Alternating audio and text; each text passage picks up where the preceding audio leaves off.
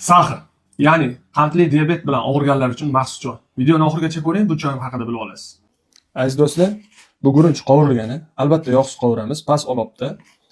Popkornga boshqa yorilib ketishi shart emas. Shunaqangi oltin rang kirguncha qizartirib olamiz.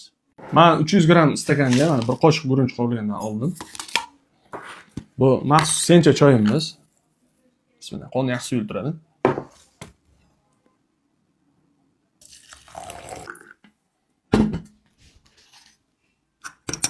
Aziz do'stlar, choyimiz tayyor. Bu choy iste'mol uchun anchagina xavfsiz hisoblanadi. Shuning uchun qandli diabet bilan og'rigan do'stlarimiz uchun maxsus choy. Buni yotish oldidan ham ichsa bo'ladi. Kofein unchalik kuchli emas. Oshqozon uchun yengil hazmi taom, qabziyat uchun ham foydali. Men buni ancha kasalliklarga foydaliligini opsionida yozib qoldiraman, o'qib ko'rishingiz mumkin. Bu choyni yaxshi tushunmasani videoda mendan kelib konsultatsiya olishingiz mumkin. Hozircha qovurilgan gurunchimiz bor, tayyorlab berishim mumkin. Albatta insonga foyda beradigan, tartib bilan, intizom bilan ichiladigan choylar, polezniy, foydali choylar hech qachon shirin bo'lmaydi. To'g'ri, menga ko'pchilik yozadi, "Oka, choylaringiz shakarsiz."